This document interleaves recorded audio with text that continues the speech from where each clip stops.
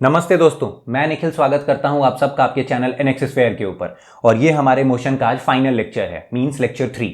देखो, अब तक हमने जो है वो 2 लेक्चर्स में टोटल 7 टॉपिक्स को कवर कर लिया है। और आज के फाइनल लेक्चर में हम सबसे पहले ग्राफ के बेसिक्स को पढ़ेंगे, फिर ग्राफ के रिप्रेजेंटेशन को पढ़ेंगे, means graphical representation of motion को, और फाइनली यूनिफॉर्म सर्कुलर मोशन के साथ जो है वो टॉपिक को एंड करेंगे। चलिए तो अब लेक्चर शुरू करते हैं।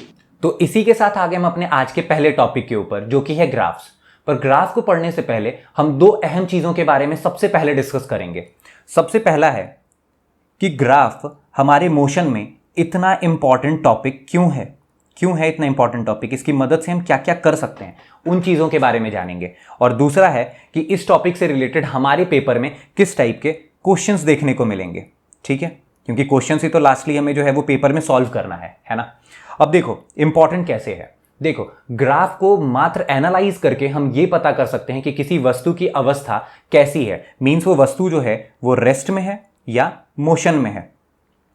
अब ग्राफ को ही एनालाइज करके हम ये भी पता कर सकते हैं कि वस्तु की डिस्प्लेसमेंट क्या हुई, मींस विस्थापन क्या हुआ, उसकी जो है वो वेलोसिटी क्या हुई, मींस वेग क्या हुआ, और उसमें त्वरण कितना हुआ, ये भी बता सकते हैं, मींस एक्सेलरेशन के बारे में भी बता सकते हैं। तो इस तरीके से हम ग्राफ को रीड करना सीखेंगे। ठीक, अब आते हैं क्वेश्चंस के ऊपर कि हमें क्वेश्चंस किस टाइप के देखने को मिलेंगे। देखो, सबसे पहले जो है वो हमें ग्राफ के जनरल फीचर से रिलेटेड क्वेश्चन देखने को मिलेगा।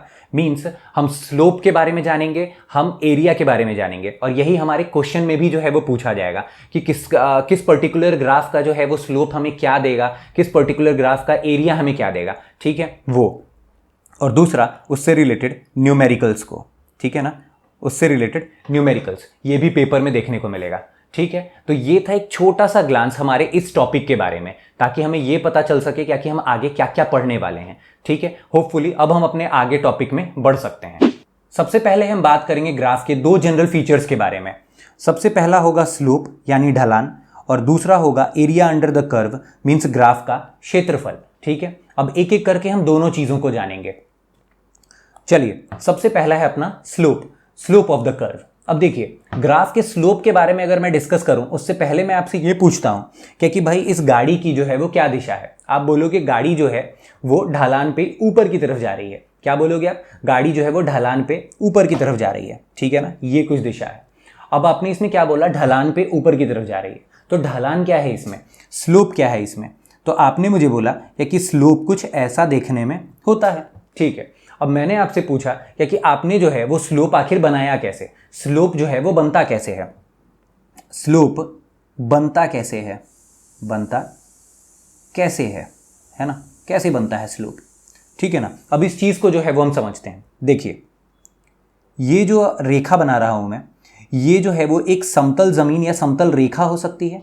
ठीक है ना, अगर रोड है तो समतल जमीन है, तो ये एक समतल है मींस हॉरिजॉन्टल रेखा है, हॉरिजॉन्टल जमीन है। ठीक है ना, और ये जो है जिसके ऊपर अपना जो है वो गाड़ी चल रहा है, यही इसका ओरिजिनल पाथ है जिसके ऊपर ये गाड़ी जो है वो चल रहा है। ठीक है ना, तो चलिए अब हम समझते हैं। देखिए, जब भी कोई रेखा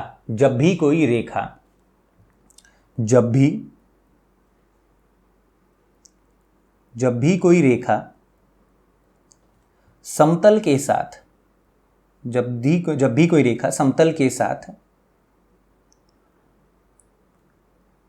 कोई भी एंगल फॉर्म करेगी तो स्लोप का निर्माण करेगी। यानी क्या बोला? क्या कि जब भी कोई रेखा समतल के साथ अगर कोई भी एंगल फॉर्म करेगी तो वो स्लोप का निर्माण करेगी। अब एक बात बताओ, यही तो वो रेखा है, कोई रेखा, यही वो रेखा है जिसने क्या की जो है वो समतल के साथ कोई एंगल फॉर्म किया है। सपोज करते हैं क्या कि ये एंगल जो है वो कितना है, ये थीटा एंगल फॉर्म किया है इसने, तो इसने क्या किया? स्लोप का निर्माण किया। यही है वो थीटा एंगल जो है, यही जो है वो स्लोप का निर्माण हुआ। तो समतल जमीन के साथ अगर कोई भी रेखा, अगर कोई भी एंगल फॉर्म करेगी यहां पे, तो वो क्या होगा? वही स्लोप होगा। ठीक है, तो मैंने आपको क्या बोला कि स्लोप जो है वो थीटा है। ठीक है ना, स्लोप जो है वो थीटा है। अब चलिए, अब जो है वो हम इसी चीज को अपने ग्राफ के ऊपर समझते हैं। उससे पहले हम ये समझते हैं ना कि ग्राफ को आखिर लिखते कैसे हैं। ठीक है, देखिए अगर आपके सामने अगर कोई लिखता है ए बी ग्राफ, अब बोले आपको क्या कि भाई ए बी ग्राफ में ए को आप कहां प्लॉट करोगे, वाई एक्सिस पे या एक्स एक्सिस पे, और सेम बी के साथ अगर पूछता है तो उस चीज को समझते हैं। देखिए ए को हमेशा हम वाई एक्सिस पे पुट करेंगे और बी को जो है वो हमेशा हम एक्स एक्सिस पे पुट करेंगे। तो इन जनरल किस तरीके से हम प्लॉट करते हैं, वाई एक्स ग्राफ होता है, वाई एक्स मीन्स वाई के सामने जो भी लिखा होगा वो वाई एक्सिस पे पुट होगा और एक्स के सामने जो लिखा होगा वो एक्स एक्सिस पे, मीन्स पहले जो लिखा होगा वो वाई एक्सिस और बाद में जो लिखा होगा वो एक्स एक्सिस पे। चलिए अब हम अपने ग्राफ पे आते हैं। देखो ये हुआ अपना वाई एक्सिस और ये हुआ अपना एक्स एक्सिस। अच्छा, अब हम एक्स एक्सिस को क्या कह सकते हैं, एक्स एक्सिस जो है वो अपना हॉरिजॉन्टल लाइन है, या हम इसको कह सकते हैं क्या कि ये वो समतल रेखा है। ठीक है ना। अब हम आते हैं वापस से अपने स्लोप पे। जब भी कोई रेखा समतल के साथ कोई भी एंगल फॉर्म करेगी तो क्या बन जाएगा, स्लोप बन जाएगा। ठीक है ना, यही वो रेखा है, ये वो रेखा है ना, ये वो रेखा है जिसने समतल के साथ एक एंगल फॉर्म किया हुआ है। कितना, सपोज करते हैं थीटा एंगल फॉर्म किया हुआ है, तो क्या बनेगा, स्लोप बनेगा। तो यही क्या होगा, यही जो है वो स्लोप होगा। ठीक है ना। तो ग्राफ में हम समझ गए क्या कि स्लोप क्या हुआ। चलिए अब स्लोप को जो है, अब हम समझते हैं कि स्लोप को जो है वो हमारे सामने जो रिप्रेजेंट करने का तरीका होता है या फाइंड आउट करने का तरीका होता है क्वेश्चंस में, उसको हम एक ट्रिग्नोमेट्रिक फंक्शन के थ्रू जो है वो फाइंड आउट करते हैं। और वो ट्रिग्नोमेट्रिक फंक्शन क्या है, वो है आपका tan थीटा। तो हम लोग स्लोप को जो है वो कैसे फाइंड आउट करते हैं, tan थीटा से फाइंड आउट करते हैं। ठीक है, tan थीटा से फाइंड आउट किया। अब आपने जो है वो मैथ्स में पढ़ा होगा क्या कि tan थीटा जो है वो परपेंडिकुलर बाई बेस होता है। क्या होता है, परपेंडिकुलर बाई बेस होता है। ठीक है, तो चलिए अगर ये वाला फोटो अगर हम देखें तो ये जो है वो परपेंडिकुलर है, ये जो है वो बेस है और ये जो है वो हाइपोटेन्यूज है ना।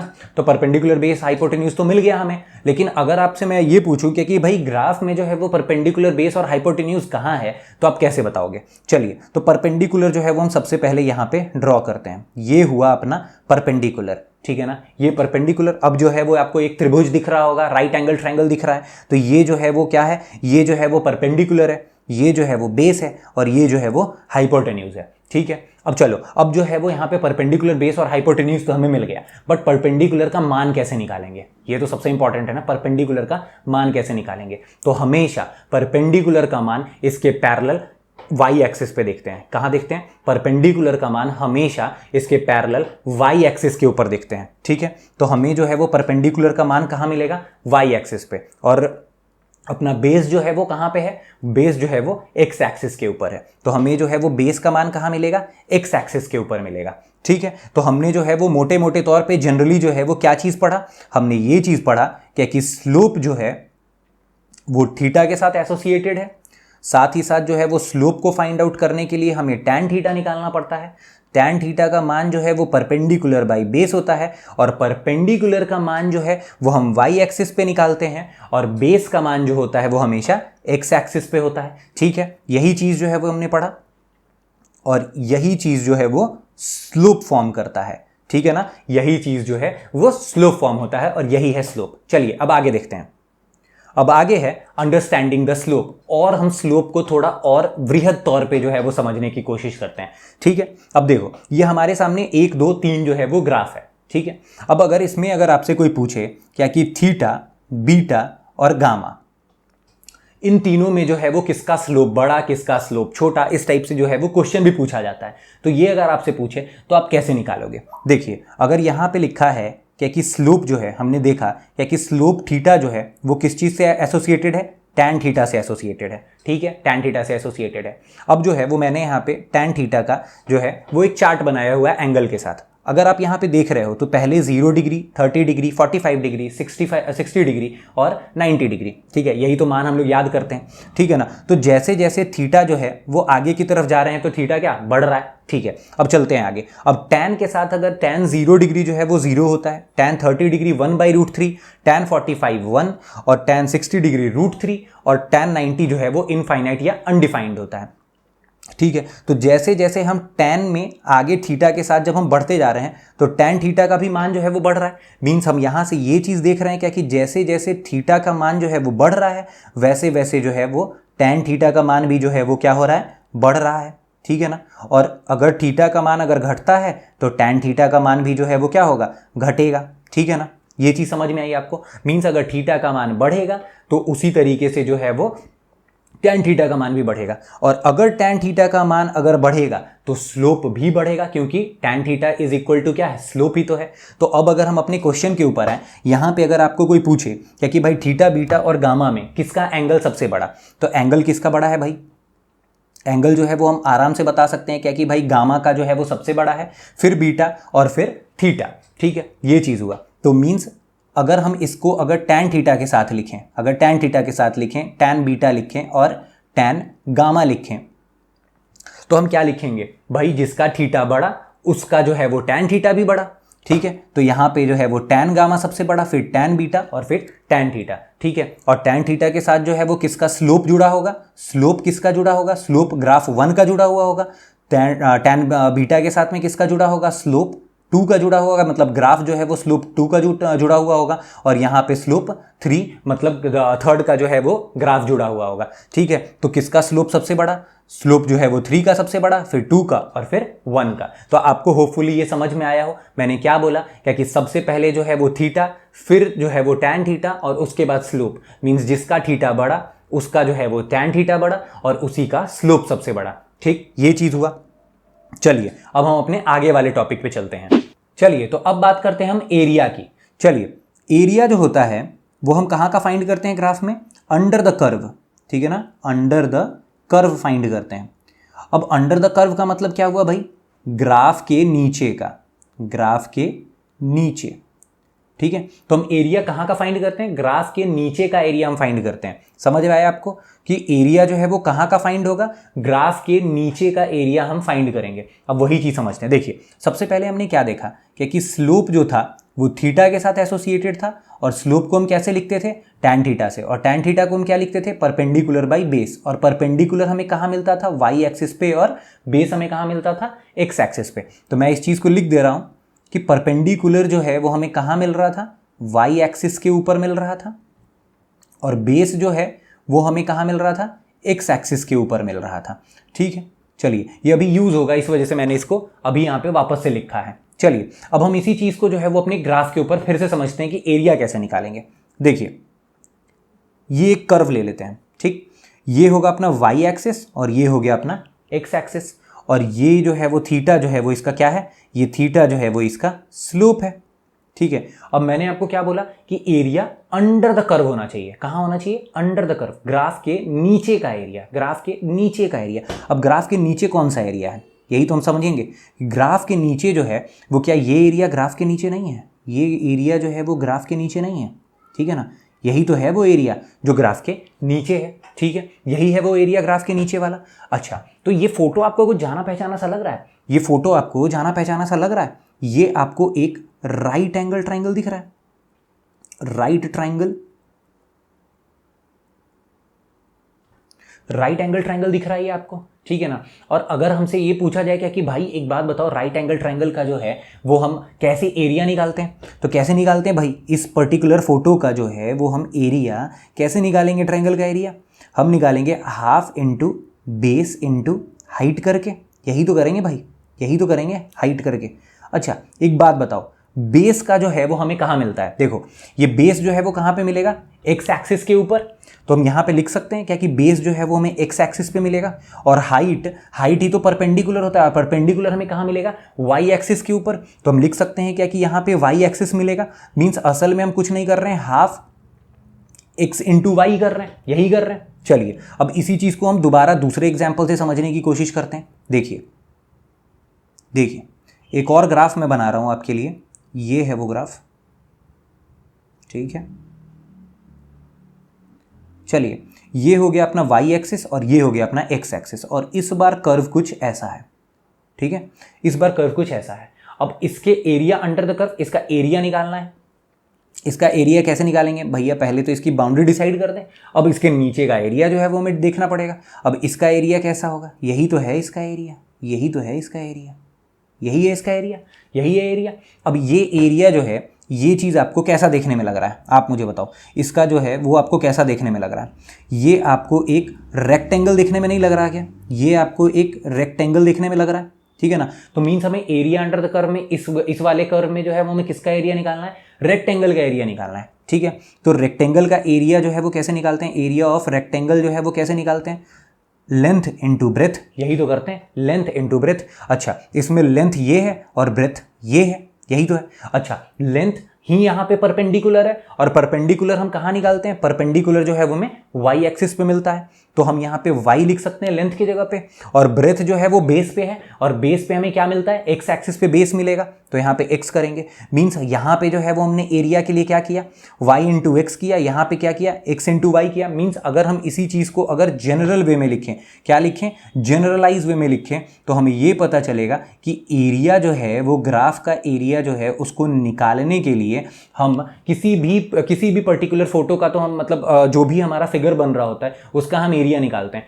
बट जनरली हम क्या कर रहे होते हैं, जनरली हम जो है वो कुछ नहीं करते हैं, y axis into X axis यही कर रहे होते हैं। क्या मैंने बोला, क्या कि हम जो है वो ग्राफ का एरिया निकालने के लिए हम क्या करते हैं, y एक्सिस के वैल्यू को और x एक्सिस के वैल्यू को मल्टीप्लाई करते हैं, ठीक है। मैंने क्या बोला, y एक्सिस और x एक्सिस के वैल्यू को जब मल्टीप्लाई करते हैं तो हमें क्या मिलता है, एरिया मिलता है। अब वो एरिया डिपेंड करेगा क्या कि किस टाइप का फोटो बन रहा है, किस टाइप की फिगर बन रही है, उस हिसाब से हम एरिया निकालेंगे। जैसे यहाँ पे रेक्टेंगल बन गया, वहां पे कभी जो है वो ट्राइंगल बनेगा, ये सारी चीजें बनेंगे और उसका हम एरिया निकाल लेंगे। बट हम जनरली क्या करेंगे, हम x axis into Y axis करेंगे, ठीक है। और उसी तरीके से जो है वो हम स्लोप के लिए क्या करते हैं, हम लोग स्लोप के लिए हम क्या करते हैं, स्लोप ऑफ द कर्व के लिए हम क्या करते हैं, हम जो है वो y axis divided by X axis, यही तो हम करते हैं, y axis divided by X axis करते हैं। वही तो हमने सीखा था, tan थीटा में हम क्या कर रहे थे, y बाई एक्स कर रहे थे, मींस y एक्सिस को x एक्सिस से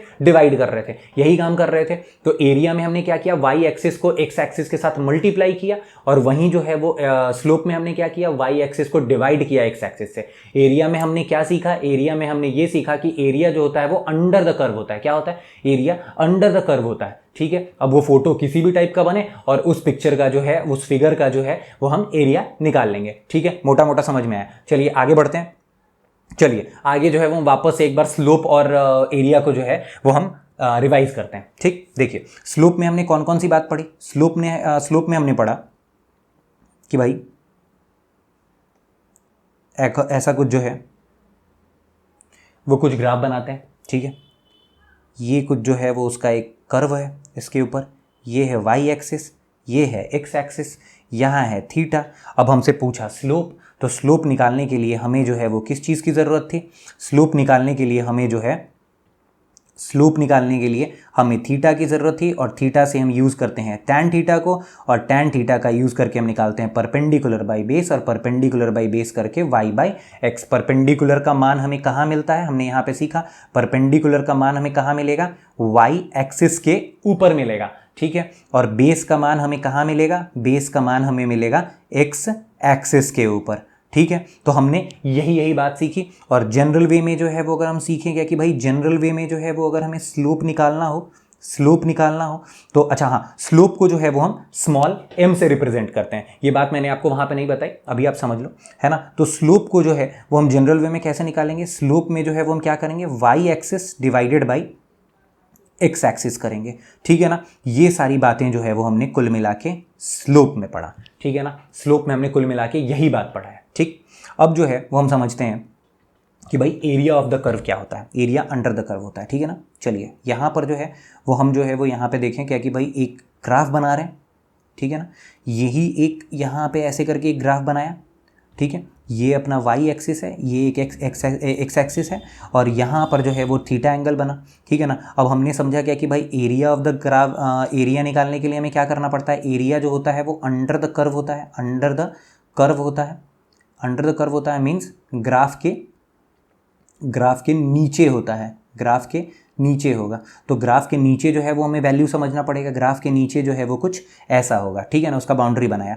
अब ग्राफ के नीचे कौन सा एरिया भाई, ग्राफ के नीचे ये वाला एरिया। अब ये वाला एरिया जो है वो यही फोटो तो देखेंगे हम, तो एरिया कौन सा होगा, ये एरिया होगा आपका ये राइट एंगल ट्रायंगल, ठीक है ना, ये राइट एंगल ट्रायंगल हुआ। तो अब इसी चीज़ का जो है वो हम क्या करेंगे, इसी का हम एरिया फाइंड करेंगे, एरिया फाइंड करेंगे, ठीक है ना। अब एरिया को फाइंड कर लेंगे यहाँ से। अब जनरल वे में जो है वो अगर हम ग्राफ का अगर हम एरिया निकाल रहे होंगे तो हम इसे कैसे निकाल रहे होंगे, हमने बताया आपको क्या कि Y axis into X axis अगर आप करोगे तो आपको जनरल वे में जो है वो क्या मिल जाएगा, एरिया जो है वो ग्राफ का मिल जाएगा। तो ठीक है, हमने जो है वो ये सारी बातें कर ली, क्या कि स्लोप क्या होता है। स्लोप में जनरली हम क्या करते हैं, Y axis by X axis करते हैं। स्लोप जो है वो थीटा के साथ एसोसिएटेड है। स्लोप जो है वो टैन थीटा है। अगर हम वैल्यू वाइज बात करेंगे, टैन थीटा निकालने के लिए पी बाई बी करते हैं, मतलब परपेंडिकुलर बाय बेस करते हैं। परपेंडिकुलर का मान हमें वाई एक्सिस के ऊपर मिलता है और बेस का मान जो है वो हमें एक्स एक्सिस के ऊपर मिलता है, ठीक है। ये हमने जो है वो मोटे तौर पे स्लोप की बात की, ठीक है ना। अच्छा हाँ, स्लोप जो है वो स्मॉल एम से रिप्रेजेंट करते हैं, ठीक है। एरिया जो है वो क्या होता है, एरिया अंडर द कर्व होता है, मतलब ग्राफ के नीचे होता है। ऊपर वाला एरिया हम नहीं निकालते हैं, नीचे वाला एरिया निकालते हैं। मींस समतल के साथ जो एरिया बन रहा होता है उस एरिया को हम निकालते हैं, ठीक।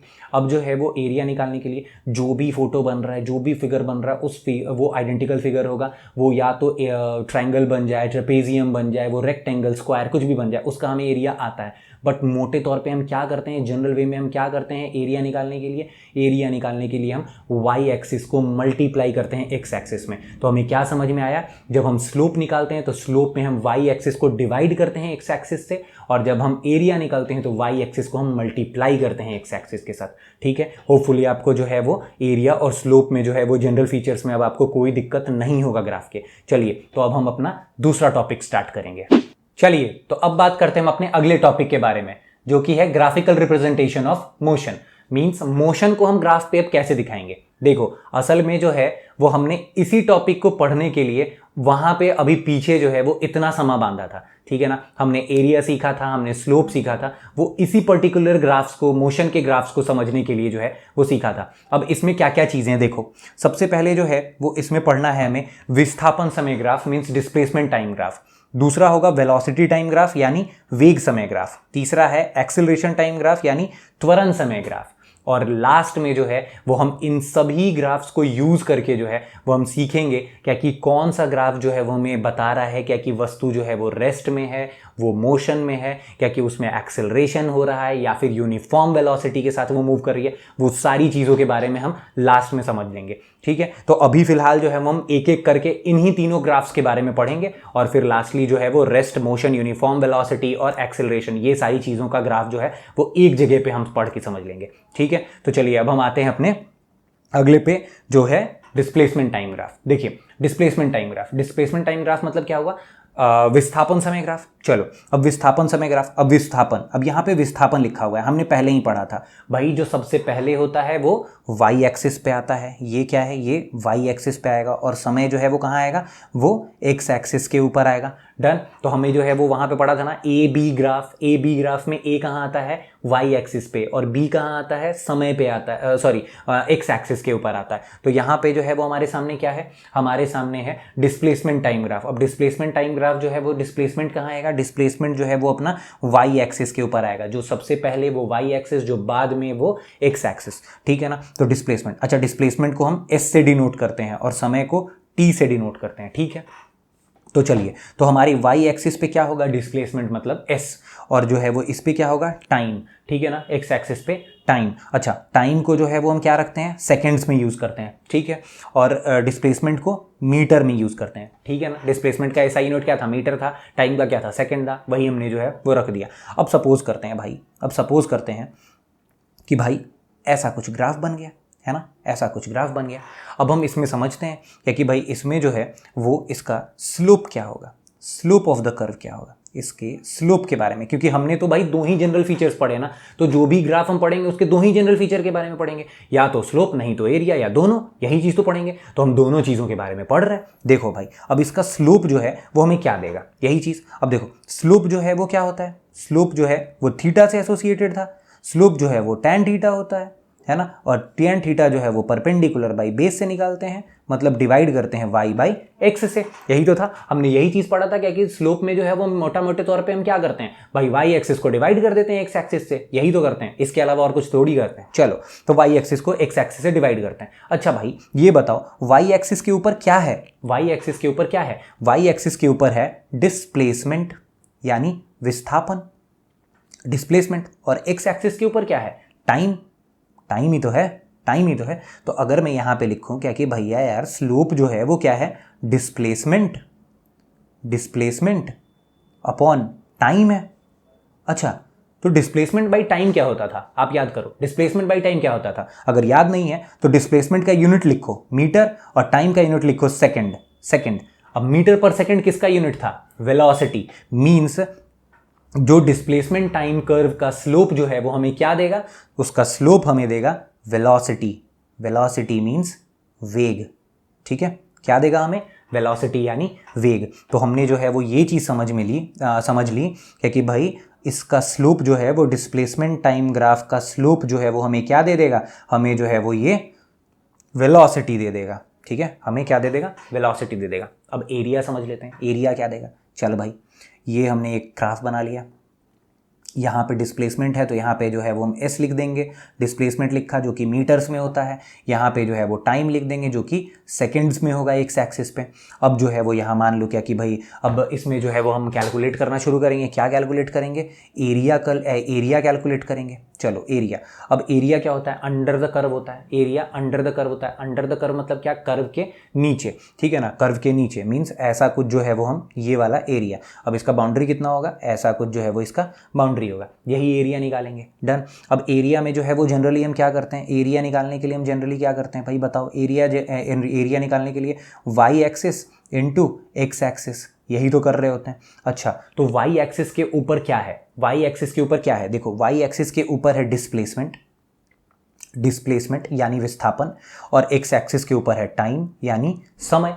अच्छा तो यहाँ पर जो है वो अगर हम यूनिट लिखें तो ये मीटर है और ये सेकंड। अच्छा मीटर इंटू सेकंड कुछ होता है क्या, अब तक तो मीटर इंटू सेकंड आपने कुछ पढ़ा नहीं, मींस मीटर इंटू सेकंड हम कैलकुलेट तो कर सकते हैं, एरिया हम कैलकुलेट तो कर सकते हैं, लेकिन कोई हमें वो वैल्यू नहीं देगा, मींस जो हमें ढूंढना है, मतलब जो हमने पढ़ा है displacement, distance, time, acceleration, velocity, speed, ये सब चीज़ वो नहीं देगा। तो आपको समझ में आएगा कि हमें क्या मिलेगा, हमें जो है वो क्या मिलने वाला है, जब डिस्प्लेसमेंट टाइम कर्व हम देखेंगे तो डिस्प्लेसमेंट टाइम कर्व में हमें जो है वो सिर्फ और सिर्फ क्या मिलेगा, उसके स्लोप में हमें वेलोसिटी मिलेगा, वहीं एरिया में जो है वो हमें कुछ भी नहीं मिलेगा, एरिया में हमें कुछ भी नहीं मिलेगा, हमें क्या मिलेगा, स्लोप में जो है वो हमें वेग मिलेगा यानी वेलोसिटी मिलेगा, ठीक है। चलिए अब आगे बढ़ते हैं वेलोसिटी टाइम ग्राफ में। वेलोसिटी टाइम ग्राफ मतलब क्या, वेग समय ग्राफ। चलिए वेग समय ग्राफ, अच्छा वेलोसिटी आगे है, वेलोसिटी आगे मतलब वेलोसिटी कहाँ होगा, वेलोसिटी जो है वो वाई एक्सिस के ऊपर होगा, समय पीछे है तो समय में क्या होगा, समय एक्स एक्सिस के ऊपर होगा। चलिए तो अब यहाँ पर जो है वो हम फिर से एक ग्राफ ड्रॉ कर लेते हैं। चलिए ये ग्राफ ड्रॉ कर लिया, वाई एक्सिस पे क्या होगा, वेलोसिटी, वेलोसिटी को वी से जो है वो डिनोट कर रहे हैं, और वी से डिनोट करेंगे तो इसको क्या लिखेंगे, मीटर पर सेकेंड लिख देंगे, ठीक है। अब यहाँ पर जो है वो एक्स एक्सिस के ऊपर समय रखेंगे और समय का ऐसा यूनिट क्या है भाई, सेकेंड है। चलिए तो ये सेकेंड हो गया। अब जो है वो हम स्लोप निकालने की कोशिश करते हैं, क्या निकालते हैं, स्लोप निकाल लेते हैं, स्लोप ऑफ द कर्व, ठीक है ना, सब में एक एक करके हम स्लोप और एरिया, स्लोप और एरिया यही निकालेंगे, ठीक है ना। तो अब स्लोप निकालते हैं। चलिए तो स्लोप निकालने के लिए जो है वो हमें क्या करना होता है भाई, स्लोप निकालने के लिए हमें tan थीटा फाइंड करना होता है, tan थीटा में भी हम क्या करते हैं, y बाई एक्स करते हैं, यही तो करते हैं। अच्छा y के ऊपर क्या है भाई बताओ, y के ऊपर जो है वो वेलोसिटी है, वेलोसिटी है, वेग है, और x के ऊपर क्या है, x के ऊपर जो है वो सेकंड है यानी समय है, टाइम लिख लो आप, टाइम है, यही तो है। अच्छा तो ये जो है वो स्लोप को अगर हम लिखना चाहें तो स्लोप को हम कैसे लिख सकते हैं, स्लोप जो है वो वेलोसिटी बाई टाइम है, वेलोसिटी बाई टाइम है। अब यूनिट को लिखते हैं, कैसे लिखेंगे, इसका जो है वो मीटर पर सेकंड है और यहाँ पे एक सेकंड और है, तो ये ओवरऑल क्या हुआ, मीटर पर सेकंड स्क्वायर।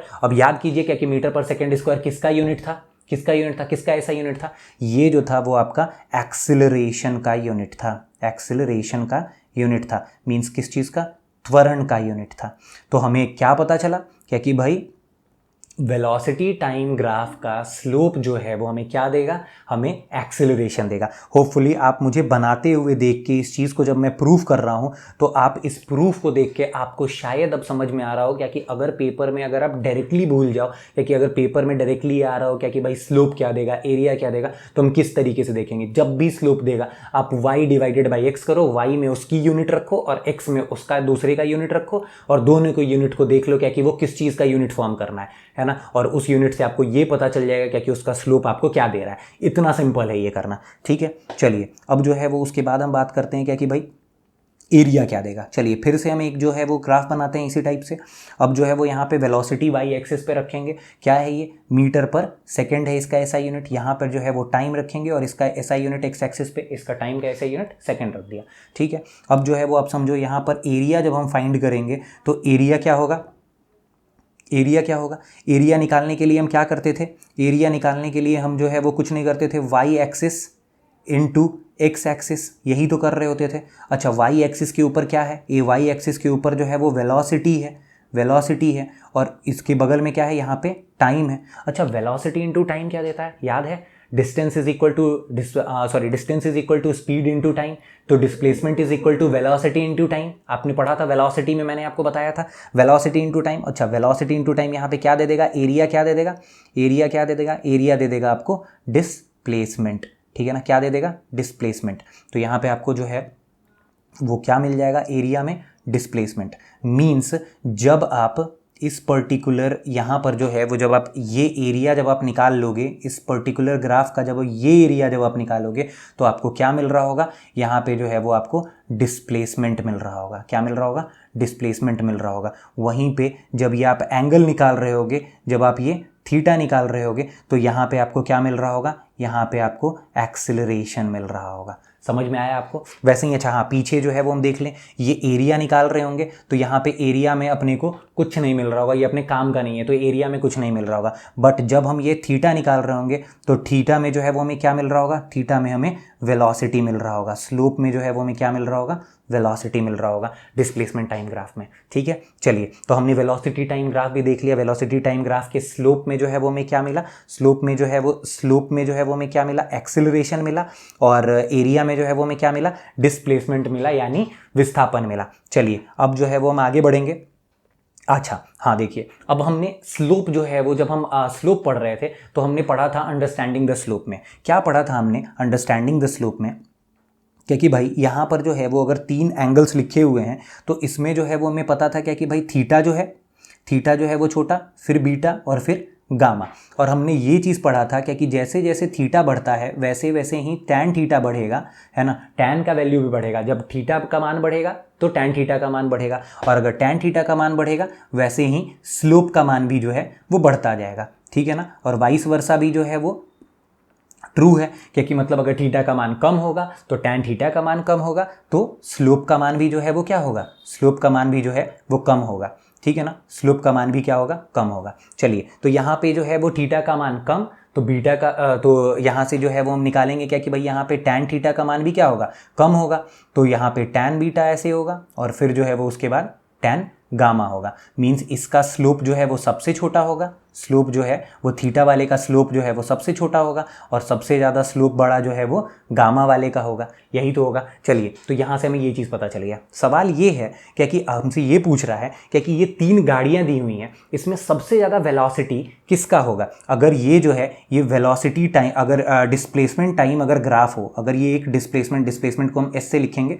एस से डिस्प्लेसमेंट टाइम अगर ग्राफ हो, अगर ये अगर एक डिस्प्लेसमेंट टाइम ग्राफ हो तो यहाँ पर अगर इस तरीके से अगर स्लोप के ऊपर अगर गाड़ी है तो किसका जो है वो सबसे ज़्यादा वेलोसिटी होगा, कौन से गाड़ी का। मीन्स यहाँ पे एक ए गाड़ी है, एक बी गाड़ी है और एक सी गाड़ी है, तो किसका जो है वो सबसे ज़्यादा होगा। तो एक बात बताइए, अगर जो है वो हम यहाँ पर एक सीधी रेखा खींचें तो ये हो गया अपना वेलोसिटी, ये हो गया टाइम, सॉरी ये जो है वो अपना हो गया डिस्प्लेसमेंट, ये हो गया टाइम, यहाँ पे जो है वो अपना डिस्प्लेसमेंट, ये हो गया टाइम, और ये हो गया वापस से एक डिस्प्लेसमेंट और ये हो गया अपना टाइम, ठीक है ना। तो अब बताओ क्या कि किसका जो है वो सबसे ज़्यादा वेलोसिटी होगा, क्योंकि डिस्प्लेसमेंट बाई टाइम जो है वो क्या होता है, वेलोसिटी होता है। और वेलोसिटी जैसे ही y बाई एक्स करेंगे तो हमें क्या मिल जाएगा, यहाँ पे जैसे ही डिस्प्लेसमेंट बाई टाइम करेंगे वही तो होगा अपना स्लोप, वही होगा स्लोप, और इस स्लोप से हमें क्या मिलेगा, वेलोसिटी। तो हमें देखना क्या है असल में, वेलोसिटी देखने के लिए हमें क्या देखना है, स्लोप को देखना है, यही तो देखना है, स्लोप देखना है। तो हम स्लोप को देखने के लिए क्या करेंगे, थीटा। अब बताओ, ये जो है वो थीटा है, ये जो है वो बीटा है, और ये जो है वो गामा है। तो यहां पे हमें क्या पता चला क्या कि भाई जिसका एंगल बड़ा उसका उतना बड़ा स्लोप। तो यहां पर स्लोप सबसे बड़ा किसका है, स्लोप जो है वो सबसे पहले थीटा का सबसे छोटा, फिर स्लोप जो है वो बीटा का, और फिर स्लोप जो है वो गामा का। तो उस हिसाब से जो है वो हमें पता चला क्या कि वेलोसिटी जो है वो सबसे पहले ए की आएगी, मतलब सबसे छोटी होगी, फिर वेलोसिटी बी की, और फिर वेलोसिटी सी की। तो यहाँ से जो है वो हमें स्लोप के थ्रू और ग्राफ के थ्रू जो है हम इस तरीके से एनालाइज कर सकते हैं कि कौन से गाड़ी की जो है वो वेलोसिटी सबसे ज़्यादा है। ये पेपर में आने वाला क्वेश्चन है जो मैंने आपको अभी बताया है, ठीक है। बहरहाल हम लोग इसको जो है वो अपने एक्सपेक्टेड क्वेश्चन और प्रीवियस ईयर क्वेश्चन वाले सीरीज़ में इस चीज़ को जो है वो हम आगे भी करेंगे, ठीक है। चलिए अब आगे बढ़ते हैं। अब आगे आते हैं एक्सेलरेशन टाइम ग्राफ के ऊपर। चलिए एक्सेलरेशन टाइम ग्राफ में जब हम आते हैं तो ये भाई एक्सेलरेशन आगे लिखा हुआ है, मीन्स एक्सेलरेशन कहाँ होगा, वाई एक्सिस के ऊपर होगा, और टाइम कहाँ होगा, टाइम जो है वो एक्स एक्सिस के ऊपर होगा ना। तो देखिए यहाँ पे जो है वो हम क्या लिखेंगे, एक्सेलरेशन जो कि ए है, ए को क्या लिखते हैं, मीटर पर सेकंड स्क्वायर, और यहाँ पर जो है वो टाइम लिखेंगे, टाइम जो है वो सेकंड में होगा, ठीक है ना। यहाँ पे हम स्लोप फाइंड आउट करते हैं सबसे पहले स्लोप। तो स्लोप निकालने के लिए हमें क्या करना है, Y axis by X axis करेंगे, Y axis by X axis. यहाँ पे हमको क्या करना है, एक्सेलरेशन बाई टाइम करना है। अच्छा एक बात बताइए, एक्सेलरेशन को मीटर पर सेकंड स्क्वायर लिखेंगे और यहाँ पे फिर सेकंड लिखेंगे तो मीटर पर सेकंड क्यूब हो जाएगा, यही तो होगा। अब आपको याद होगा क्या कि स्लोप जो है ये मीटर पर सेकंड क्यूब जो है वो किसका यूनिट था, मीटर पर सेकंड जो है वो मैंने आपको बताया था क्या कि ये जर्क है या जोल्ट है ना। मैंने बताया था ना कि जर्क या jolt, rate of change of acceleration with time जो था वो क्या था, वो वही तो जर्क या जोल्ट था। तो या इसका स्लोप जो है वो आपको क्या देगा, ये जो है वो आपको जर्क देगा, ठीक है ना। एक्सेलरेशन टाइम का जो है वो स्लोप आपको क्या देगा, अगर ऐसा स्लोप है कुछ, ऐसा अगर कुछ स्लोप है यहाँ पे, तो इसका स्लोप जो है वो आपको जर्क देगा, ठीक है ना। वहीं अगर हम फिर से निकालें इसके एरिया को, अगर हम एरिया निकालें तो यहाँ पे अगर हम इसके एरिया को निकालने की अगर हम बात करें तो एरिया जो है वो क्या होता है, एरिया हम निकालते हैं कैसे, Y axis into X axis, यही तो करते हैं। तो अच्छा, तो वाई एक्सिस में क्या है, वाई एक्सिस में एक्सेलरेशन है और यहाँ पे क्या है, टाइम है। अच्छा एक्सेलरेशन में क्या होगा, मीटर पर सेकंड स्क्वायर होगा इंटू सेकंड होगा, तो यहाँ से सेकंड से सेकंड कट गया, बचा क्या, मीटर पर सेकंड। अच्छा मीटर पर सेकंड किसका यूनिट, वेलोसिटी का। तो हमें यहाँ से क्या पता चला भाई, इसका एरिया जो है वो हमें क्या देगा, इसका एरिया हमें वेलोसिटी यानी वेग जो है वो देगा, ठीक है ना। तो हमें ये पता चल गया क्या कि त्वरण समय का जो ग्राफ है उसका स्लोप जो है वो हमें जर्क देगा और उसका एरिया जो है वो हमें क्या देगा, वेलोसिटी देगा। तो ऐसा कुछ जो है वो जब ग्राफ बनेगा तो इसका एरिया जो है वो हमें क्या देगा, इसका एरिया जो है वो हमें वेलोसिटी यानी वेग देगा, ठीक है। होपफुली आपको ये समझ में आया हो। हमने जो है वो तीनों ही ग्राफ जो है वो डिस्कस कर लिया क्या कि किस तरीके से किसका ग्राफ जो है वो स्लोप जो है वो हमें क्या देगा और किसका जो है वो हमें एरिया क्या देगा, ठीक है ना। ये पेपर में आने वाला क्वेश्चन है। चलिए अब जो है वो हम अपने अगले जो है वो टॉपिक को समझते हैं, ठीक है। चलिए तो अब हम डिफरेंट ग्राफ्स को रीड करके वस्तु की अवस्था को जानने की कोशिश करते हैं। मींस वस्तु जो है वो स्थिर अवस्था में है, वो यूनिफॉर्म मोशन में है या फिर वो त्वरित मोशन में है, उन चीजों को जो है वो हम समझने की कोशिश करते हैं। देखिए तो सबसे पहले हम रेस्ट को समझने की कोशिश करते हैं। मींस रेस्ट का ग्राफ जो है वो कैसा देखने को मिलेगा। देखिए सबसे पहला जो है वो डिस्प्लेसमेंट टाइम ग्राफ है ना, डिस्प्लेसमेंट टाइम ग्राफ है, ठीक है, डिस्प्लेसमेंट टाइम ग्राफ है।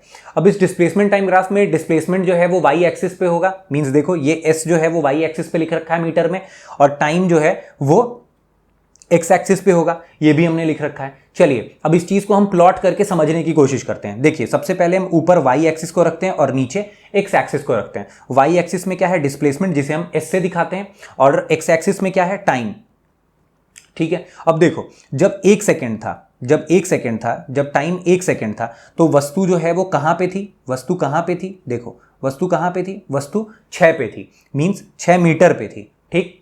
जब वस्तु जो है जब 2 सेकेंड हुआ तो वस्तु कहाँ पे मिली, देखो इसके ऊपर जो है वो वाई एक्सिस के ऊपर हमें कहाँ मिला वस्तु, फिर से 6 पे मिला, 6 मीटर पे मिला, ठीक है ना। जब वो समय 3 सेकेंड हुआ तो 3 सेकेंड पे जो है वो वस्तु हमें वापस से फिर कहाँ मिला, 6 पे मिला, मीन्स 6 मीटर पे मिला। मीन्स यहां से हम ये कंक्लूड कर सकते हैं इस ग्राफ को रीड करके कि समय के बढ़ने के साथ ही, मतलब समय जो है वो तो बढ़ता ही जा रहा है, बट स्थिति में जो है वो परिवर्तन नहीं हो रहा है, स्थिति में परिवर्तन नहीं हो रहा है। अब ये चीज हम कहां जानते थे बताइए, सबसे पहले लेक्चर में हमने क्या पढ़ा था, समय के साथ स्थिति में परिवर्तन ना हो उसे हम क्या कहते हैं, उस वस्तु की अवस्था को हम क्या कहते हैं, रेस्ट में कहते हैं, स्थिर कहते हैं। तो ये जो है वो स्थिर अवस्था में, मतलब displacement time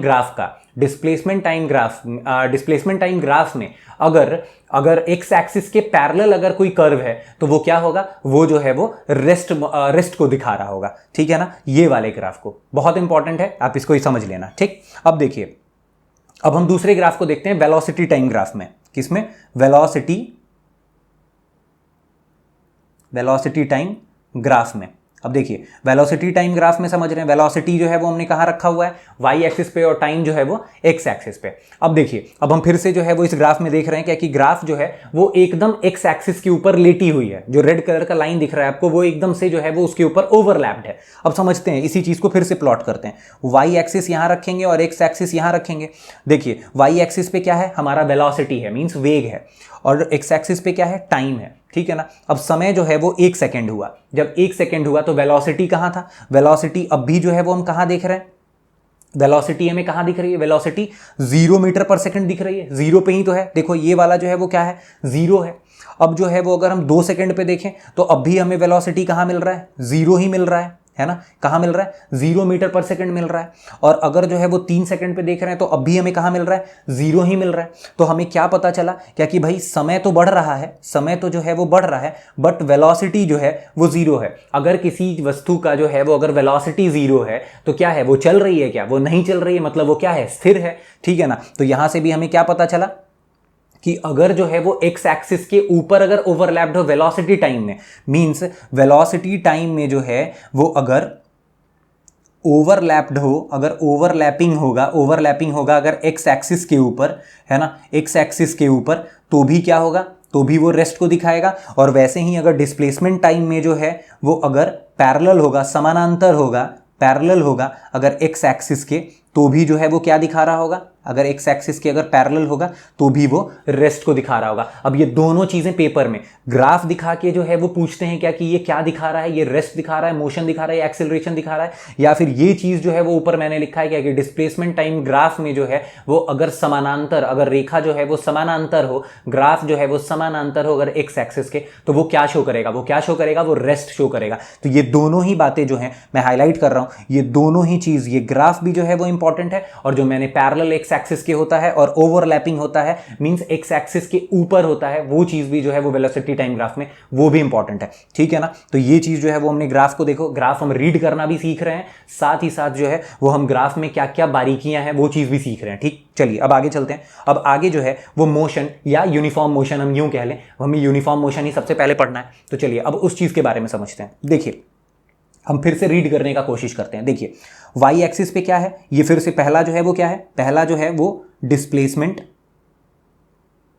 displacement time graph है, पहला जो है वो डिस्प्लेसमेंट टाइम ग्राफ है, ठीक, पहले वाला, ठीक है ना। तो सबसे पहले वाई एक्सिस में जो है वो हम क्या रखेंगे, वाई एक्सिस में जो है वो हम वाई वाले में क्या रखेंगे, डिस्प्लेसमेंट को रखेंगे, और एक्स में क्या रखेंगे, टाइम को रखेंगे, ठीक है। अब देखिए जैसे जैसे समय बढ़ा, समय जो है वो 1 सेकेंड हुआ, अब समय 1 सेकेंड जब हुआ तो हमें क्या मिला, हमें जो है वो 5 मीटर मिला, 5 मीटर मिला, 5 मीटर जो है 5 मीटर किसी चीज़ की दूरी थी, ठीक।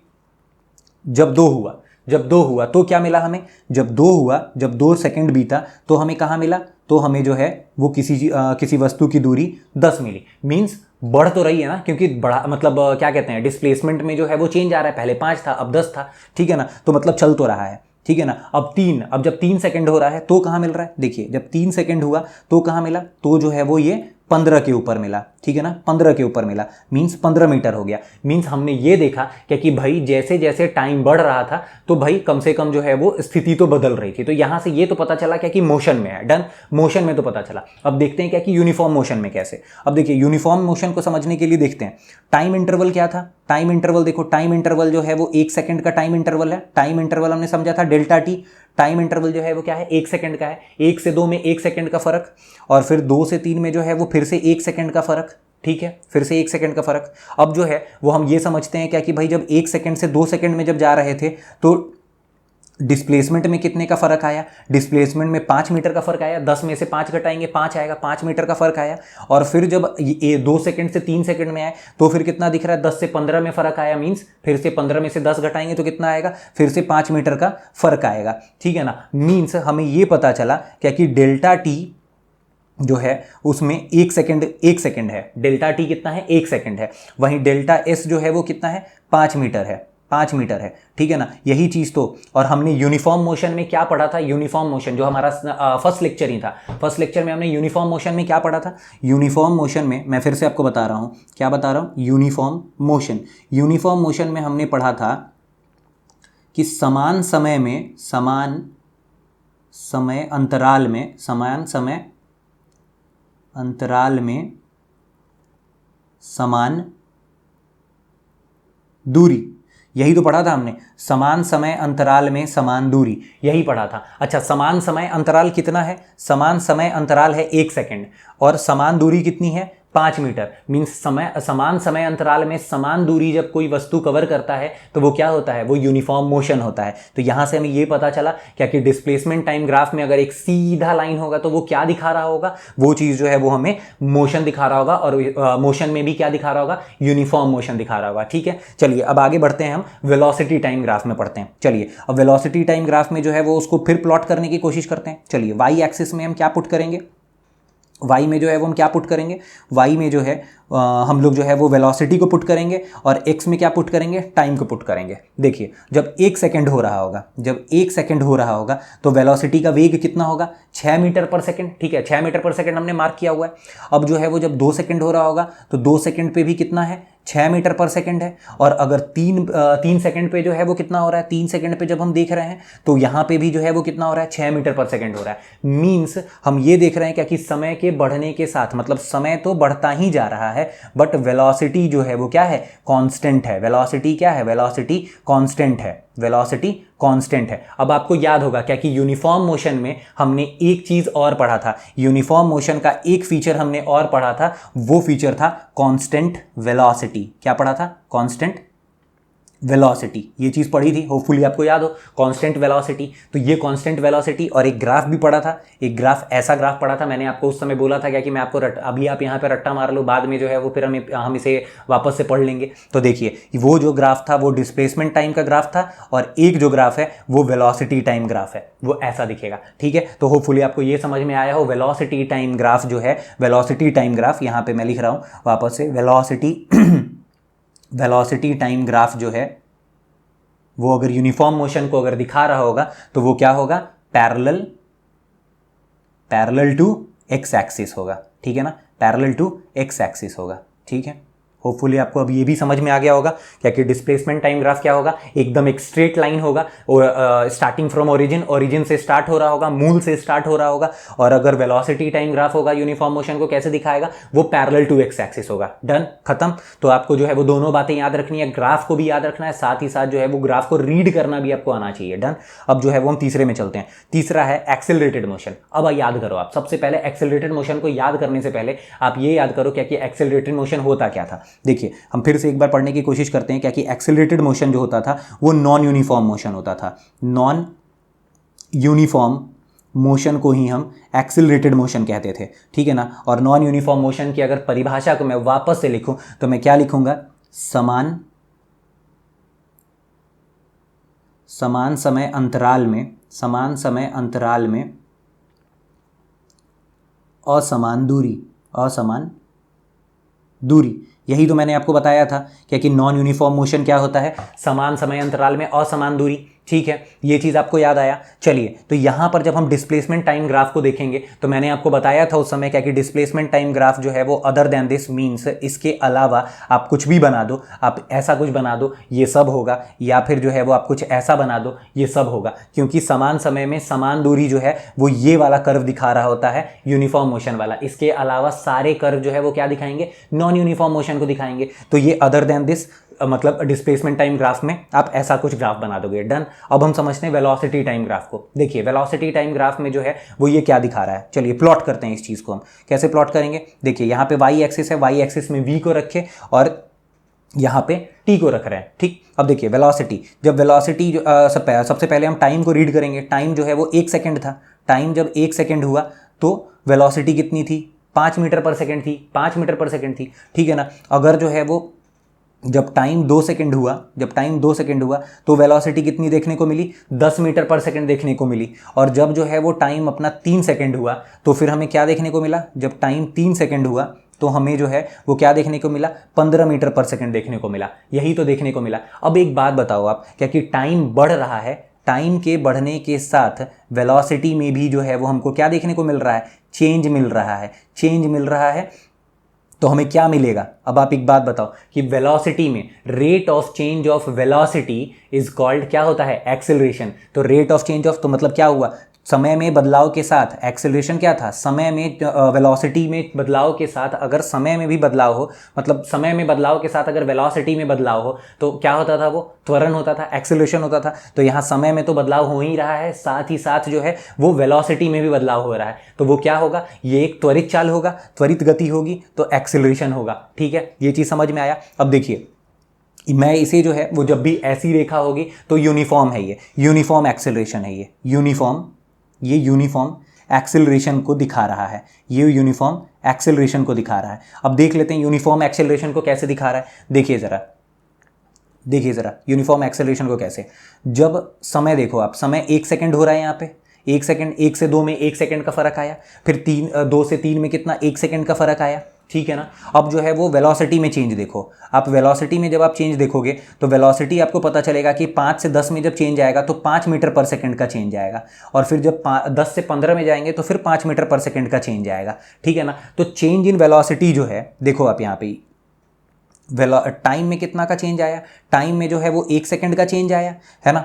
टाइम में जो है वो कांस्टेंट चेंज कितना था, 1 सेकेंड का, और जो वेलोसिटी में जो चेंज आ रहा था वो कितने का था, 5 मीटर पर सेकंड का था। ठीक है ना। तो 5 मीटर पर सेकंड जो है वो हर सेकंड चेंज हो रहा है, तो इसको क्या बोल सकते हैं, यहाँ पर जो एक्सेलरेशन है वो कितना है, फिक्स है, मीन्स 5 मीटर पर सेकंड से जो है वो बढ़ रहा है, तो यहाँ पे यूनिफॉर्म एक्सेलरेशन देखने को मिला। या फिर आप इसको डायरेक्टली जो है वो रट्टा मार दो क्या कि हाँ भाई ये जो है वो सीधा रेखा जाएगा, तो वो क्या होगा, वो यूनिफॉर्म एक्सेलरेशन को दिखा रहा होगा। ठीक है, तो होपफुली आपको ये बात समझ में आ गई होगी। हमने अपने ग्राफ को जो है वो पूरी तरीके से खत्म कर लिया। चलिए अब हम चलते हैं अपने अगले टॉपिक के ऊपर।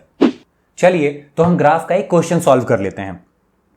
देखिए क्वेश्चन है, दिए गए ग्राफ से 0 से 5 सेकंड के बीच त्वरण, 0 से 25 सेकंड के बीच विस्थापन और पूरी यात्रा के दौरान तय की गई कुल दूरी, मींस टोटल डिस्टेंस पूछ रहा है, डिस्प्लेसमेंट पूछ रहा है और एक्सेलरेशन पूछ रहा है। चलिए क्वेश्चन बनाने से पहले हम ग्राफ को एनालाइज करते हैं कि ग्राफ आखिर किस चीज का है और उसके स्लोप या एरिया मतलब उसके जनरल फीचर से हम क्या क्या चीज पता कर सकते हैं। ठीक है, देखिए ग्राफ जो है वो वेलोसिटी और टाइम का ग्राफ है, मींस वेलोसिटी टाइम ग्राफ है ये। ठीक है, और वेलोसिटी टाइम ग्राफ में जो उसके फीचर्स हैं मींस स्लोप और एरिया, वो क्या क्या चीज़ देंगे। ठीक है ना। स्लोप में हम क्या करते हैं, स्लोप में हम करते हैं y डिवाइडेड बाई एक्स, और एरिया में क्या करते हैं y इंटू एक्स। ये तो बात याद ही है आपको। तो चलिए y डिवाइडेड बाई एक्स करेंगे, मीन्स हम क्या करेंगे, वेलोसिटी डिवाइडेड बाई टाइम करेंगे, और वेलोसिटी डिवाइडेड बाई टाइम क्या देता है, एक्सेलरेशन। एक्सेलरेशन मीन्स स्लोप हमें क्या देगा, स्लोप हमें एक्सेलरेशन देगा। मीन्स जहां जहां भी जो है वो हमसे एक्सेलरेशन पूछा गया है वहां हम क्या करेंगे, वहां हम स्लोप फाइंड करेंगे ग्राफ का। ठीक, अब जो है वो एरिया, एरिया क्या देगा, अब y इंटू एक्स क्या होगा, वेलोसिटी इंटू टाइम, और वेलोसिटी इंटू टाइम क्या होता है, डिस्प्लेसमेंट। डिस्प्लेसमेंट मीन्स विस्थापन।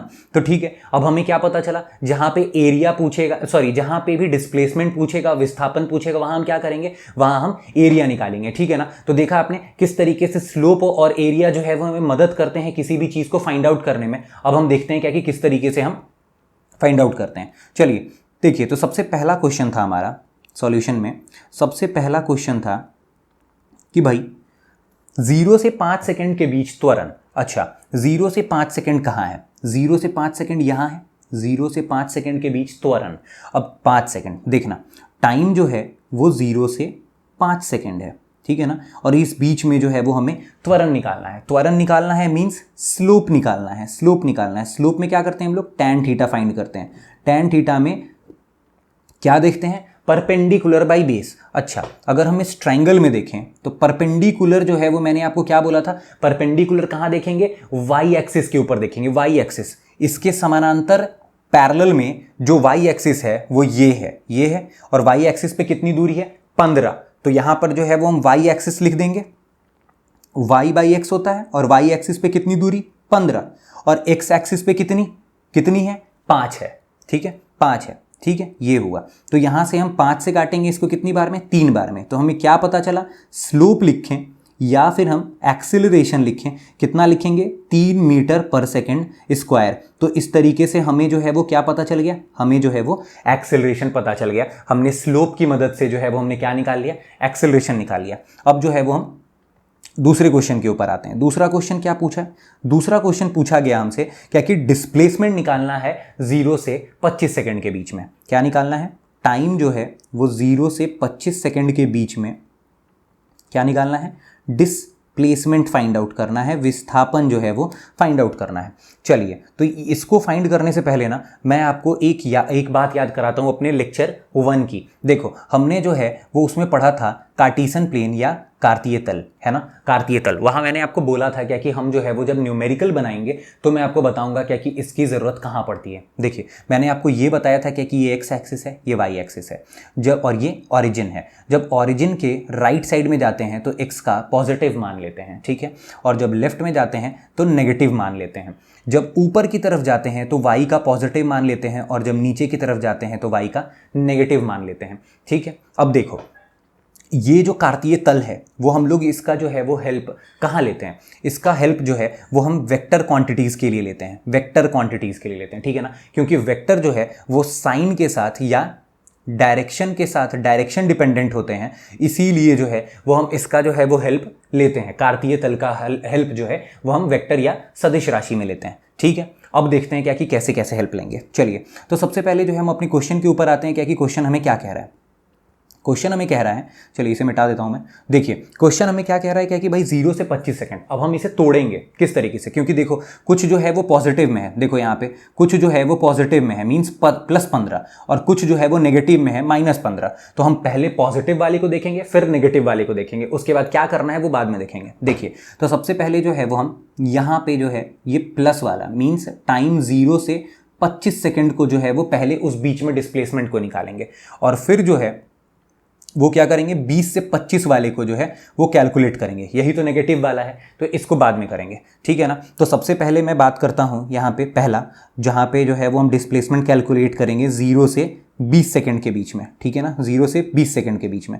तो 0 से 20 सेकंड के बीच में जब हम डिस्प्लेसमेंट को कैलकुलेट करेंगे तो डिस्प्लेसमेंट क्या होता है, डिस्प्लेसमेंट होगा एरिया। तो एरिया निकालना होगा, एरिया किसका, फिगर का। ठीक है ना, फिगर का एरिया निकालते हैं। मूलतः जो है वो जनरली हम लोग क्या करते हैं, y इंटू एक्स करते हैं। ठीक है ना, बट मैंने आपको बोला था बार बार क्या कि भाई वहां पे जो भी फिगर बन रहा हो, जो भी रिलेटिव फिगर हो, उसका हम क्या करेंगे, उसका एरिया निकालेंगे। एक बात बताओ, ये जो 0 से 25 के 20 के बीच में जो आपको फिगर देखने को मिल रहा है, ये कैसा है, ये ट्रेपेजियम जैसा है। तो यहां पे हम क्या करेंगे, एरिया ऑफ ट्रेपेजियम निकालेंगे, एरिया ऑफ ट्रेपेजियम निकालेंगे। अब एरिया ऑफ ट्रेपेजियम आपको याद होगा क्या होता है, half into sum of parallel side, sum of parallel sides into height. यही तो होता है, sum of parallel side into height. ठीक, अब देखिए, अब हम कैसे निकालेंगे डिस्प्लेसमेंट इस बीच में, half into sum of parallel side. अब एक बात बताइए, इसके बीच में जो है ये वाला साइड, एक ये वाला साइड, एक ये वाला साइड, यही तो है सम ऑफ पैरेलल साइड, समानांतर। ठीक है, अब देखिए हम इसको कैसे निकालेंगे भाई, यहाँ पर ये 5 से लेके 15, यहीं तो है, ये 5 से लेके 15, इसकी दूरी कितनी हुई, 5 में से 15 में से 5 अगर घटाएंगे तो ये कितना हो जाएगा 10, तो ये जो है वो कितना हुआ 10, ठीक है, ये जो है वो 10 हो गया। प्लस अब नीचे कितना है भाई, 0 से लेके 20, 0 से लेके 20 कितना होगा, 20 ही होगा, तो प्लस 20 इंटू हाइट। हाइट के लिए हम कहाँ जाते हैं, समानांतर वाई एक्सिस के ऊपर, यही तो हाइट है, ये हाइट है, और इसके लिए हमें कहाँ जाना पड़ेगा, वाई एक्सिस के ऊपर जाना पड़ेगा। और कितना है ये हाइट, ये हाइट कितना है 15, ठीक है ना, तो 15। अब यहाँ पे हम इसको कैलकुलेट करते हैं, हाफ इंटू 30 इंटू 15। अब यहाँ से हम इसको काटेंगे तो 15 कटेगा। अब 15 इंटू 15, 15 का स्क्वायर कितना होता है 225, 225, 225 क्या होगा, मीटर होगा, ठीक है ना। तो यहाँ से तो ये बात समझ में आ गई क्या कि भाई 0 से 20 सेकंड के बीच में जो है वो डिस्प्लेसमेंट कितना है, 225 मीटर। अब जो है वो हम आगे चलते हैं, आगे क्या देखते हैं, आगे जो है वो हम देखते हैं आगे के लिए कितना है, आगे जो है वो हमारा 20 से 25 के बीच में टाइम जो है वो 20 से 25 सेकंड के बीच में जो है वो कितना हुआ, वो चीज़ देखते हैं, उस बीच में डिस्प्लेसमेंट कितना हुआ। अब इसी जगह पे जो है वो कार्तीय तल का जो है वो मदद लेंगे हम, ठीक है ना, इस बीच में डिस्प्लेसमेंट कितना हुआ, ठीक है। अभी मैं इसको रहने दे रहा हूँ। चलिए अब 20 से 25 के बीच में जब हम देखेंगे तो हमें क्या, एरिया ही तो निकालना है भैया यार। एरिया अगर हम निकाल रहे हैं तो ये कैसा है, ये एक ट्रायंगल नहीं है क्या, ये एक ट्रायंगल है, ये एक ट्रायंगल है, ये एक ट्रायंगल था। जब ये ट्रायंगल है तो ट्रायंगल का एरिया राइट एंगल ट्रायंगल है, तो राइट एंगल ट्रायंगल के एरिया को हम कैसे निकालते हैं, half into base into height, half into base into height, ठीक है ना, हाफ इंटू, अब बेस कितना है भाई, बेस जो है वो कितना है 25 से 20, 25 से 20 के बीच में दूरी कितनी, 5 की, यहाँ पे ये बेस कितना है, ये 5 मीटर है, ठीक है ना, तो ये 5 हुआ, तो यहाँ पे हमने 5 लिखा। और हाइट, अब हाइट के लिए कहाँ जाएंगे, हाइट के लिए ये है हाइट, ये हाइट के लिए हम समानांतर वाई पे जाएंगे। ये कितना है 0 से -15, मीन्स कितना होगा -15। देखो ये नीचे की तरफ हाइट है, नीचे कार्टीशन प्लेन में अगर हम देखें तो ये कहाँ है, ये कहाँ है, नीचे की तरफ का हाइट है। और नीचे की तरफ का हाइट जब हम वेक्टर में लेंगे तो हम क्या करेंगे, -15 लेंगे। समझ में आया, -15, इसीलिए कार्टीशन प्लेन इंपॉर्टेंट है, ठीक है ना। अब हम यहाँ पे क्या करेंगे, -15 लेंगे, ठीक है ना। अब हम इसको काटेंगे, मतलब देखो यहाँ पे 15 पंचे 75, 75 बटा, सॉरी इसको एक बार ठीक से करें, 75/2। अब 75 का जो है वो कर लेंगे। अब 70 का आधा कितना होगा, 70 का आधा होगा 35, और 5 का आधा 2.5, तो ये कितना हो जाएगा -37.5 मीटर, ठीक है ना। तो अब इसको पहले थोड़ा मिटा दें, ठीक है, क्योंकि इसके काम जो है वो हो चुका है। चलिए ये हो गया अपना, ये हो गया। अब चलिए अब हम बात करते हैं क्या कि भाई ये तो ही अपनी पूरी बात, ठीक है।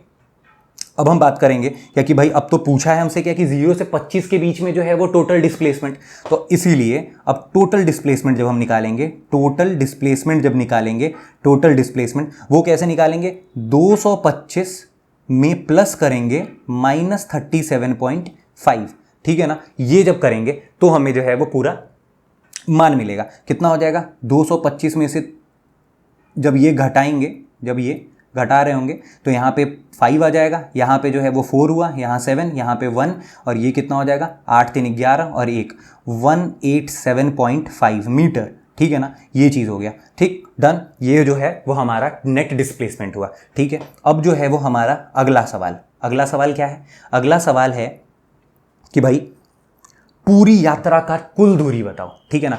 अब आप एक बात बताओ, सबसे पहले डिस्टेंस जो होता है, जो डिस्टेंस है ये एक स्केलर क्वांटिटी है, ये एक स्केलर क्वांटिटी है, स्केलर क्वांटिटी है। स्केलर क्वांटिटी सिर्फ पॉजिटिव वैल्यू होता है और डायरेक्शन पे डिपेंडेंट नहीं होता है, डायरेक्शन के ऊपर डिपेंडेंट नहीं होता है। तो इसमें हम कोई कार्टेशियन प्लेन, कोई नेगेटिव वैल्यू पुट नहीं करेंगे। मीन्स हमारे लिए कुल दूरी जो है वो कैसी होगी, हमारे लिए जो है वो 3rd नंबर क्वेश्चन के लिए हमारे लिए टोटल डिस्टेंस जो है, टोटल डिस्टेंस जो है वो कैसा होगा, टोटल डिस्टेंस जो है वो क्या होगा 225 मीटर प्लस 37.5 मीटर, ठीक है ना। ये पूरी दूरी को जो है वो हम जोड़ देंगे, हमको कुछ घटाना नहीं है, हम पूरी दूरी को जो है वो क्या करेंगे, जोड़ देंगे। तो हम क्या करेंगे, 7 5 12 हासिल 1 और ये 6 और ये 2, 262.5 मीटर, ये होगा हमारा कुल दूरी। टोटल डिस्टेंस जो है वो हमारा इतना होगा, ठीक है। तो होपफुली आपको जो है वो ये क्वेश्चन समझ में आया हो, है ना। अब हम जो है वो अपने आगे वाले टॉपिक पे मूव करते हैं, ठीक है। चलिए तो इसी के साथ आगे मैं अपने मोशन के लास्ट टॉपिक पे, यूनिफॉर्म सर्कुलर मोशन। देखिए यूनिफॉर्म सर्कुलर मोशन को हम दो हिस्सों में तोड़ के समझते हैं, यूनिफॉर्म और सर्कुलर मोशन। देखिए सर्कुलर मोशन का मतलब तो सिंपल है, सर्कुलर मोशन का मतलब सिंपल है कि जो भी गति अगर सर्कल के वे में होगी, सर्कुलर पाथ में होगी, तो वो क्या होगा, सर्कुलर मोशन होगा। बट यूनिफॉर्म का मतलब क्या होता है? यूनिफॉर्म के मतलब के बारे में तो हम बहुत पहले से पढ़ते आ रहे हैं। यूनिफॉर्म के मतलब के बारे में हमने क्या पढ़ा था? यूनिफॉर्म मोशन भी पढ़ा हमने, uniform and non uniform motion. तो यूनिफॉर्म मोशन में हमने क्या पढ़ा था? यूनिफॉर्म मीन्स कांस्टेंट, और कांस्टेंट यूनिफॉर्म मोशन में आप याद करो क्या कि यूनिफॉर्म मोशन जब हमने पढ़ा था तो यूनिफॉर्म मोशन में कांस्टेंट क्या था? कांस्टेंट जो था वो वेलोसिटी था, मींस वेग था, कांस्टेंट वेग था, एक समान वेग था। वैसे ही अब यूनिफॉर्म सर्कुलर मोशन में यूनिफॉर्म क्या है ना? यूनिफॉर्म मींस कांस्टेंट, और कांस्टेंट क्या है? कांस्टेंट है स्पीड। कांस्टेंट क्या है? स्पीड मींस चाल। चाल क्या है? कांस्टेंट है। तो हमने क्या समझा कि यूनिफॉर्म सर्कुलर मोशन में यूनिफॉर्म क्या है? यूनिफॉर्म है स्पीड, यूनिफॉर्म है चाल। तो चलिए अब समझते हैं क्या कि चाल तो कांस्टेंट हो गया, पर वेग के बारे में अब थोड़ा सा समझते हैं। देखिए वेग के बारे में समझते हैं, वेग की दिशा। चलिए अब वेग की दिशा को पढ़ने से पहले थोड़ा सा अपने आप को थोड़ा सा और रिवीजन के मोड में लेके चलते हैं। रिवीजन के मोड में क्या लेके चलते हैं कि जब हमने एक्सेलरेशन पढ़ा था या वेलोसिटी ही पढ़ा था, तो जब हमने वेलोसिटी पढ़ा और एक्सेलरेशन पढ़ा तो हमने दो चीज़ों के बारे में पढ़ा था। हमने ये पढ़ा था कि वेलोसिटी के जो है वो दो कंपोनेंट होते हैं, मींस वेलोसिटी दो हिस्सों में बटा हुआ होता है। क्या है वो दो?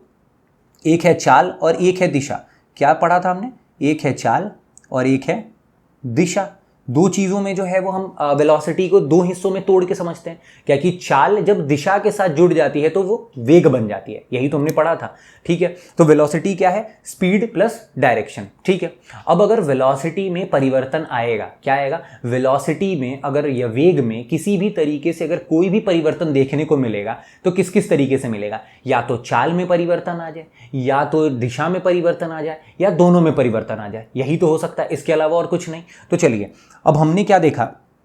स्पीड और डायरेक्शन, इन दो चीज़ों में बदलाव के कारण जो है वो हमें वेग में बदलाव देखने को मिलेगा, यही तो है। अब हम आते हैं अपने सर्कुलर मोशन के ऊपर। किस मोशन पे? सर्कुलर मोशन पे। देखो अभी हमने सर्कुलर मोशन में पढ़ा कि यूनिफॉर्म सर्कुलर मोशन में यूनिफॉर्म क्या है? चाल है। चाल जो है वो एक समान है। एक समान क्या है? चाल है। तो हम यहां से तो निश्चिंत हो गए क्या कि भाई स्पीड जो है वो यूनिफॉर्म सर्कुलर मोशन में स्पीड तो कांस्टेंट है, कांस्टेंट स्पीड है, चाल एकदम एक समान है, चाल तो नहीं बदल रहा। तो मींस स्पीड के मामले में तो हम खत्म हो गए, क्योंकि भाई स्पीड तो हमें नहीं देखना, स्पीड ना बढ़ेगा ना घटेगा, वो एक समान ही रहेगा। तो अब किस चीज़ पे ध्यान देंगे? अब हम दिशा पे ध्यान देंगे। ठीक है, अब दिशा को थोड़ा समझते हैं। देखिए ये देखते हैं, ये एक बच्चा है जो कि धागे में बांध के जो है वो एक पत्थर को घुमा रहा है। ठीक, अब देखो ये एक पत्थर है, ठीक है, ये एक पत्थर है। अब इस पत्थर की दिशा को थोड़ा समझते हैं सर्कुलर मोशन में। अब देखो पहले वो यहाँ है, तो वो पहले जो है वो इसकी दिशा इस तरफ जाने की होगी। ठीक है, इस तरफ जाने की होगी। जब वो पत्थर यहाँ होगा तो उसकी दिशा इस तरफ जाने की होगी। जब वो पत्थर यहाँ होगा तो उसकी दिशा ऐसे जाने की होगी। वैसे ही जब यहाँ होगा तो वो इस तरफ जाने की स्थिति को रखेगा। जब यहाँ, तो फिर उसकी स्थिति ऐसे जाने की होगी। जब यहाँ होगी, जब पत्थर यहाँ होगा तो वो ऐसे जाने का प्रयास करेगा। ठीक है ना, जब वो यहाँ होगा तो वो इस तरीके से जाने की कोशिश करेगा। तो मतलब हमने क्या समझा? क्या कि भाई जो सर्कुलर मोशन है उसमें जो है वो दिशा हमेशा बदल रहा होता है। ठीक है ना, हमेशा दिशा जो है वो बॉल की दिशा जो है वो हमेशा बदल रही है, यही तो हमने समझा।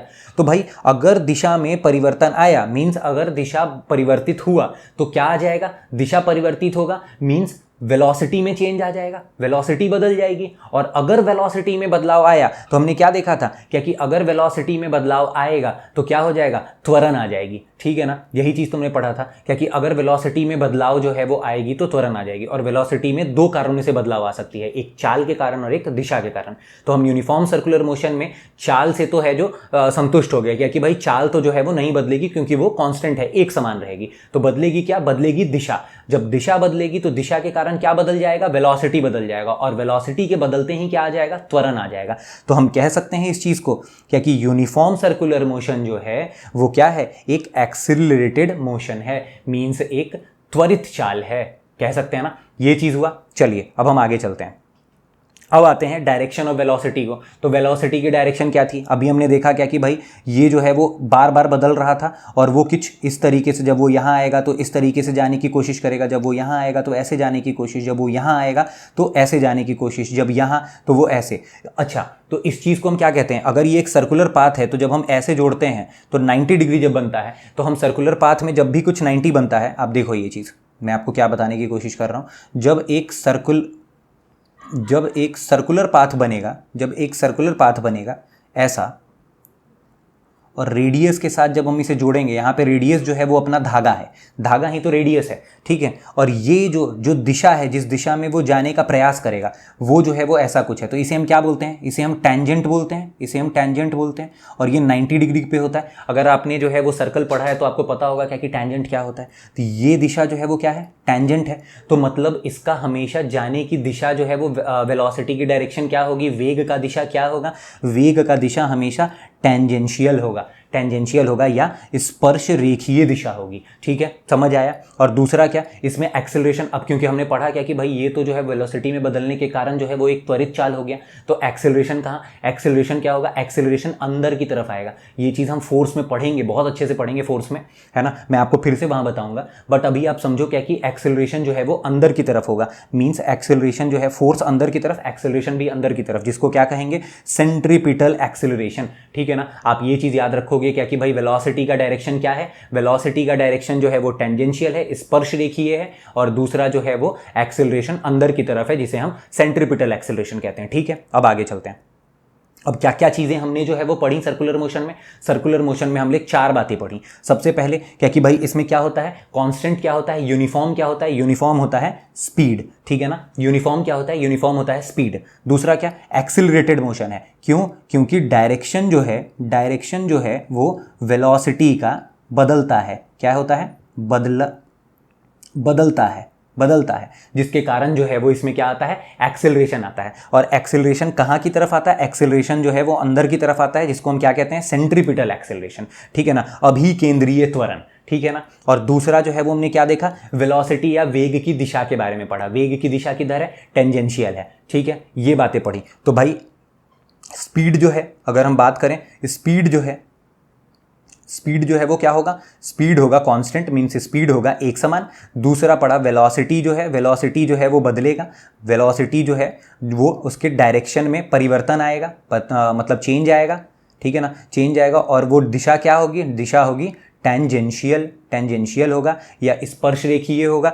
दूसरा हमने जो है वो पढ़ा क्या कि भाई एक्सेलरेशन आएगा, अब क्योंकि दिशा में बदलाव के कारण जो है वो एक्सेलरेशन आएगा। एक्सेलरेशन कैसा होगा, इनवर्ड होगा, अंदर की तरफ होगा, इनवर्ड होगा, जिसे हम क्या नाम देंगे, हम इसे सेंट्रीपिटल एक्सेलरेशन जो है वो नाम देंगे, ठीक है ना। तो हमने ये सारी बातें जो है वो यूनिफॉर्म मोशन में पढ़ा, ठीक है ना। अब इसके कुछ एग्जाम्पल्स के बारे में समझते हैं। देखिए अब एग्जाम्पल क्या है, देखिए सर्कुलर मोशन में जो है वो क्या है, हमारी धरती जो है जब सूर्य के चारों तरफ जब परिक्रमा करती है, रिवोल्यूशन करती है ना, जब परिक्रमा करती है, जब रिवोल्यूशन करती है, वो क्या होगा, वो भी एक सर्कुलर मोशन का एग्जाम्पल होगा, ठीक है ना। जब जो है वो चंद्रमा अपने धरती के, मतलब कोई भी जो है वो प्लैनेट जो है, अगर ग्रह जो है वो सूरज के चारों तरफ, या कोई उपग्रह जो है वो अपने प्लैनेट के चारों तरफ अगर जो है वो जिस दिशा में, जिस पाथ में जो है वो घूमती है, वो सब एक सर्कुलर मोशन है। ये बात जो है वो कहने की बात हुई इन दोनों बातों से। उसके बाद क्या, जब इलेक्ट्रॉन जो है वो न्यूक्लियस के चारों तरफ जब घूमेगा,